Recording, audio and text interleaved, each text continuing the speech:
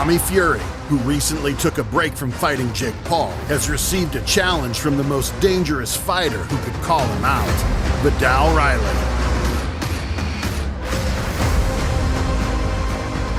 Will Fury be able to defeat such an experienced and powerful boxer? You will find out now. Numbers. Let's begin this video by sticking to the facts. Although mathematics may not always predict the outcome in boxing, it provides us with a reliable criterion to evaluate fighters, their experience, and number of fights.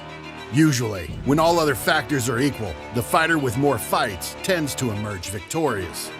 Viddal Riley has an unblemished record of 8-0, while Tommy Fury boasts an impressive record of 9-0.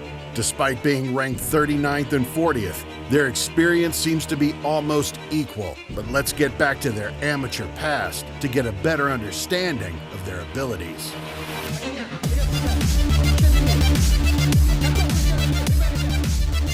In the old school approach, fighters had to compete in numerous amateur fights, sometimes up to 100 before turning professional.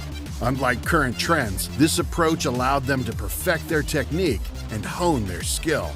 Viddal Riley performed admirably in the amateur boxing circuit, boasting a record of 41-8. However, it's a different story when it comes to Tommy Fury's amateur career. According to BoxRec, he doesn't have one, and other sources suggest that he only had 12 amateur fights. This lack of experience could explain why his opponents have terrible records, as he may not be ready to fight top-tier fighters.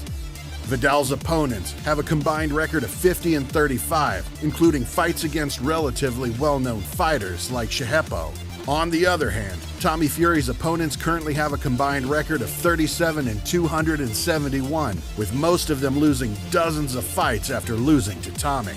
Generally, this scenario applies to any new fighter. Without an amateur record, they could either be a prodigious talent or overrated.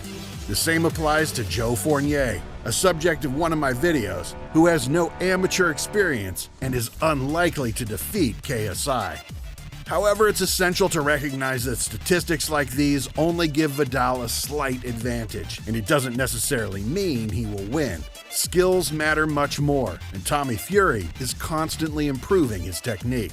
We saw Jake Paul, who has less experience, knock down Tommy Fury, indicating that experience is crucial, but not the only determining factor in a fight. But what's even more important is how the fighter fights, and that's where things get interesting. Viddal Riley. KSI's former coach is much less aggressive than his student. Viddal Riley is a very calculated boxer who fights intelligently and doesn't force. He patiently waits for the right moment to strike, and then thanks to his jab, he quickly gets a feel for the distance between him and his opponent. Tommy Fury is also known for his incredible jab, which helped him defeat Jake Paul. However, Viddal's jab is equally impressive. Unlike Fury, who uses a light jab, Viddal puts his whole body into it, making each jab a powerful blow. Riley's speed and precision are also noteworthy. In his second fight, he deliberately threw slow and weak attacks in order to surprise his opponent and knock him out immediately. He often does this so that opponents get used to a slower pace and forget how fast and strong Viddal actually is. Viddal's combination punches are deadly. In his fight against Ross McEwen, he toyed with his opponent until finally delivering a right hook to the body, after which the opponent curled up in another direction, expecting an attack from the left, but there was only a feint, after which Riley knocked him out. Riley's ability to think on his feet and adapt to his opponent's moves is a testament to his impressive boxing IQ. However, Riley's meticulous style can often leave him vulnerable to danger, as opponents feel comfortable and press him hard, like Anis Taj did in their second-round fight. This pattern tends to repeat, so Riley always prepares with small slips and counterattacks, using hooks or uppercuts to punish overconfident opponents. During his fight with his most experienced opponent, Shehepo, he forced the opponent to rush in with an attack and caught him with the very same uppercut.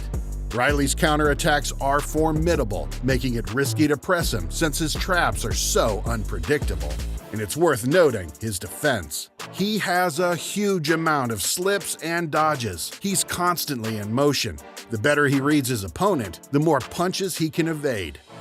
So Riley is a legit boxer with excellent technique, continually adapting to different opponents and having only few weak spots.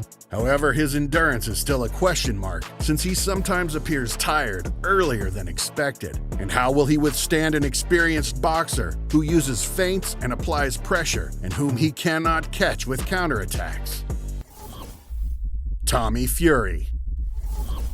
Tommy has everything in his arsenal to defeat Riley. He pressures his opponents, throws lots of feints, and as we saw in his fight against Jake, he is extremely durable. He and Viddal are similar in that they are both faster than their opponents and both disrupt them with quick jabs. However, Tommy prefers to keep his distance. He feels so confident in his jab that when he was hitting Jake with it, he didn't even bother to block because Paul couldn't get close to him.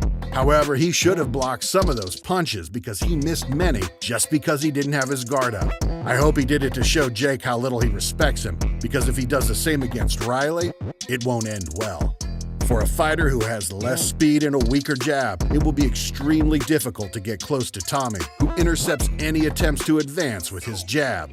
To beat Tommy, you have to pressure him. Otherwise, it will never happen. Tommy is too good when he has space behind him. He expertly controls the distance and counters his opponents. Space is the reason why he can easily use his jab and lead hand to disrupt his opponent, read their reaction, and find an opening for an attack.